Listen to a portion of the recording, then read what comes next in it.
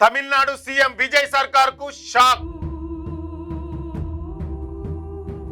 కర్రూరు బాధితుల ఉద్యోగాల జీవో కొట్టేసిన హైకోర్టు.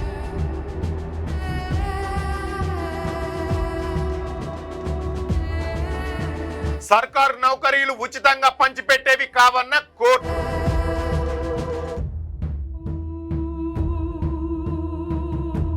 కోర్టు తీర్పుతో బాధిత కుటుంబాలకు మిగిలిన నిరాశ.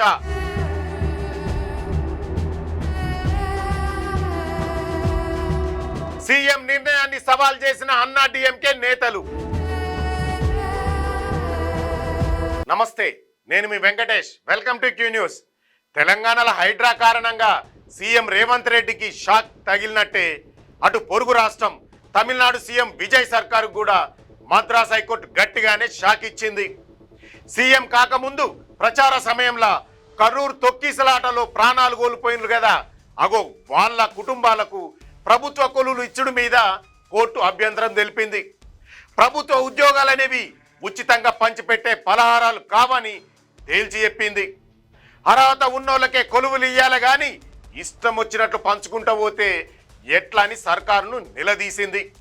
అయితే సీఎం విజయ్ ఈ నిర్ణయం ఎందుకు తీసుకున్నాడు, దాన్ని హైకోర్టు ఎందుకు తప్పు పట్టిందో ఇప్పుడు మనం చూద్దాం. కర్రూరు బాధిత కుటుంబాలకు ప్రభుత్వ కొలువులు ఇయ్యడాన్ని మద్రాస్ హైకోర్టు తీవ్రంగా తప్పు పట్టింది. సీఎం విజయ్ సర్కార్ తీసుకున్న నిర్ణయాన్ని రద్దు చేసింది. అర్హత ఉన్నోళ్ళకే ప్రభుత్వ కొలువులు ఉంటాయి కానీ గిట్ల ప్రమాదాలల్లా చనిపోయిన కుటుంబాలకు ఉద్యోగాలు ఇచ్చుకుంటూ పోతే ఎట్లా అని ప్రశ్నించింది. ప్రభుత్వ కొలువుల కోసం ఎంతో మంది ఏండ్ల సంధి కళ్ళల్లో ఒత్తులేసుకొని ఎదురు చూస్తున్నారు. వాటిని ఇట్లా ఇచ్చుకుంటూ పోతే అర్హత కలిగిన వాళ్ళ పరిస్థితి ఏందని కోర్టు అడిగింది. ప్రభుత్వ కొలువులు ఉచితంగా పంచిపెట్టే పప్పు బెల్లం కాదని స్పష్టం చేసింది. రాజ్యాంగ పరిమితులకు లోబడే సర్కార్ నడుచుకోవాలని సూచించింది.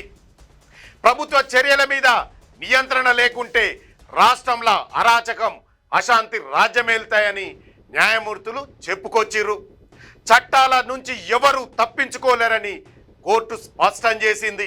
అసలు ఈ ముచ్చట ఎట్లా మొదలైందంటే పోయినేడాది 2025 సెప్టెంబర్ 27వ తారీఖు రాత్రి తమిళనాడులో కరూరు జిల్లా వేలుచామీపురం కాడ ఇప్పటి సీఎం విజయ్ ప్రచార ర్యాలీకి జనాలు పెద్ద ఎత్తున వచ్చిండ్రు.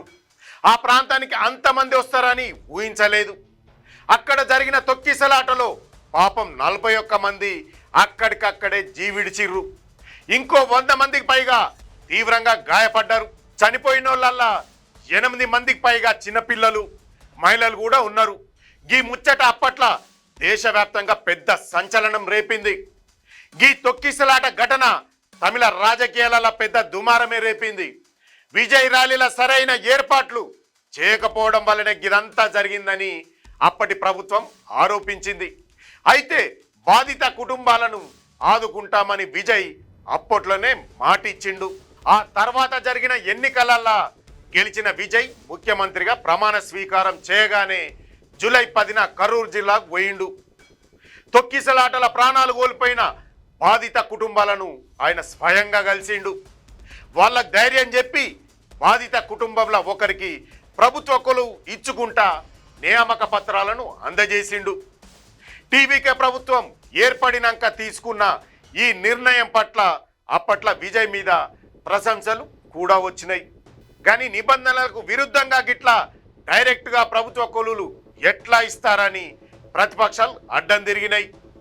అర్హత లేని వాళ్ళ కొలువులు ఇచ్చుకుంటా పోతే చదువుకొని పరీక్షలు రాసిన నిరుద్యోగుల బతుకులు ఏం కావాలని అన్నా డిఎంకే నాయకులు సర్కారును నిలదీసిండ్రు.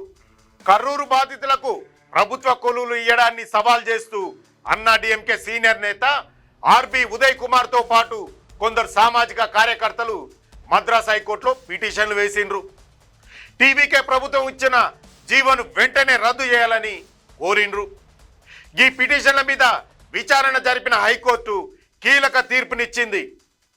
ప్రమాదాలు జరిగినప్పుడు బాధిత కుటుంబాలకు ఆర్థిక సహాయం లేకుంటే నష్టపరిహారం ఇవ్వచ్చు కానీ నిబంధనలను దాటి నేరుగా ఉద్యోగాలు ఇవ్వడం చెల్లదని స్పష్టం చేసింది.